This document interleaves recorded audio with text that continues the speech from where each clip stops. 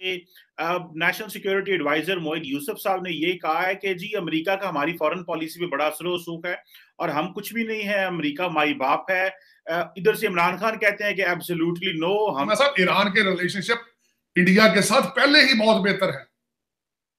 उन्होंने अपनी पूरी एक उन्होंने, आपको पता है, वो अपनी एक चाबा उन्होंने लीज पे दी हुई थी अपनी एक बंदरगाह। उनके साथ उनके रिलेशनशिप पहले ही बहुत बेहतर है। दोस्तों स्वागत है आप सभी का। दोस्तों जैसा कि आप सभी जानते हैं कि पाकिस्तान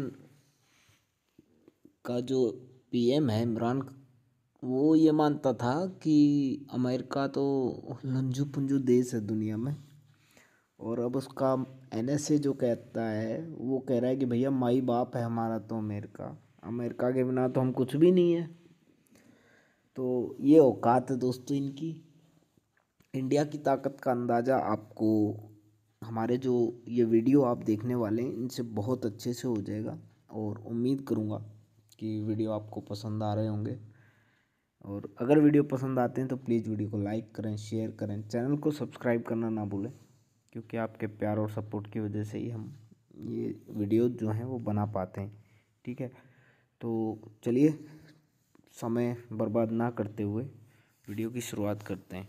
याद रखनी चाहिए वो बात ये है कि भारत जो है उसकी इकोनॉमी बहुत ज़बरदस्त है। भारत के आप कह लीजिए, एक तो इतना बड़ा कंट्री और पॉपुलेशन उसकी बहुत ज़्यादा, इकोनॉमी इतनी बड़ी, और फिर एक बड़ी डेमोक्रेसी, तो ऑब्वियसली कंपैरिजन तो कोई नहीं है। वो अलग बात है कि हम हर बात में कंपैरिजन करते चले जाते हैं, तो बहुत सारे लोग जो हैं वो वहाँ पर अपना मुस्तकबिल बनाने के लिए भी जाते हैं। मेरा जो कि सिर्फ आप देखें ना, हम ये कहते हैं कि माइनॉरिटीज़ के साथ हमने सलूक हमारा कितना अच्छा है, इससे अंदाज़ा हो जाता है कि हमारी सिर्फ 4% माइनॉरिटीज़ रह गई हैं, जिसमें सबसे बड़ा जो मज़हब है वो हिंदू है। यहाँ पर हिंदुज़म, उसकी आप सोच लीजिए कितने लोग हैं, और वो भी फिर वहाँ पे जा रहे हैं। तो 7-8,000 एप्लीकेशंस जो है वहाँ पे गई हुई हैं, और बांग्लादेश से तो बहुत बड़ी तादाद में वहाँ पर हिंदू भी और मेरा ख्याल है कि मुसलमानों की भी वहाँ पर एप्लीकेशन गई हुई हैं माइग्रेशन के लिए।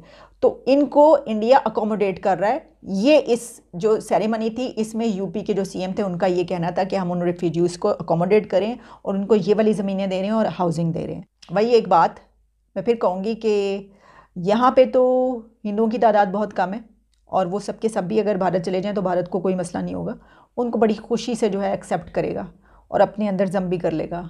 इंटीग्रेशन का भी वहाँ पे मसले मसाइल नहीं होंगे। लेकिन अगर वहाँ के मुसलमान उन्होंने यहाँ पर भेज दिए तो फिर क्या होगा, फिर हम उनको कैसे संभालेंगे? हमसे तो यही नहीं संभल रहे। चलिए जी, इजाज़त दीजिए, दोबारा आपसे मुलाकात होगी।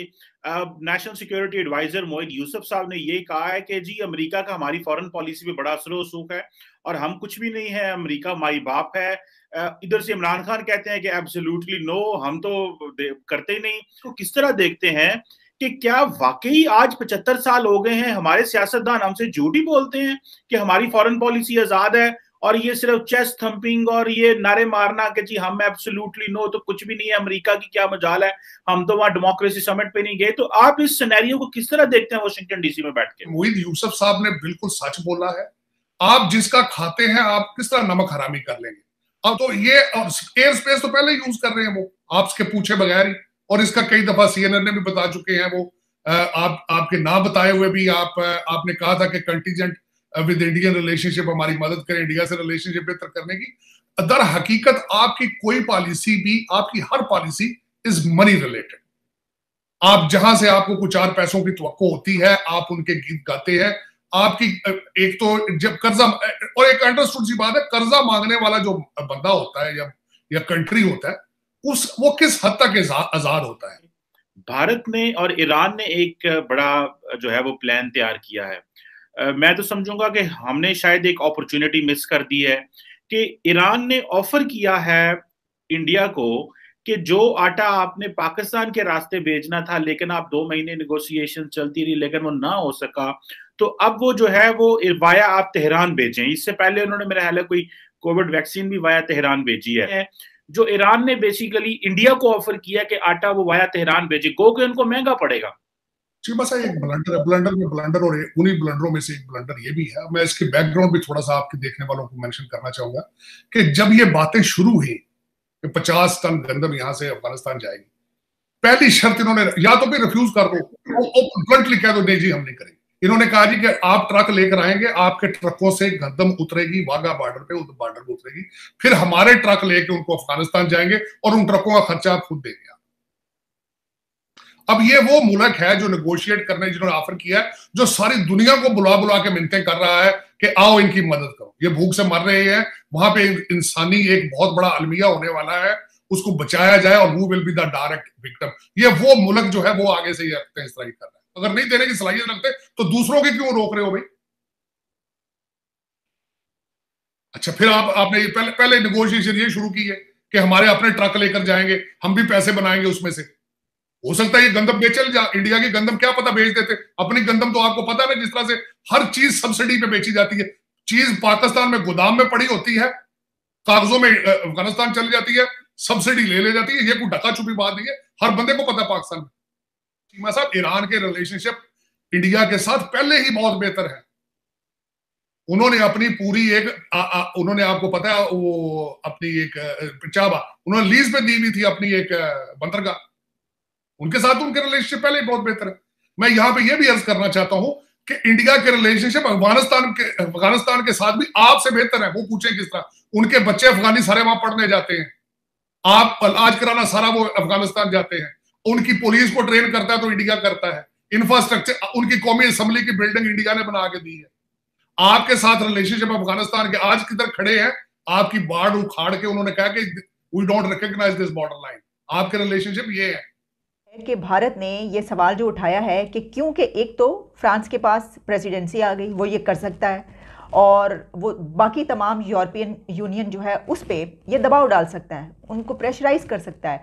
अगर ये फैसला कर ले फ्रांस एज ए प्रेसिडेंट, क्योंकि इस वक्त प्रेसिडेंसी उसके पास है, तो वो बाकी यूरोपियन यूनियन को इस बात पर कायल कर सकता है, उनको इस बात पर ला सकता है कि पाकिस्तान को जो भी हथियार वहाँ से फराहम किए जाते हैं, वेपन्स, उन सब पे पाबंदी लगा दी जाए, और वो उन सबको फिर वो मानना पड़ेगा।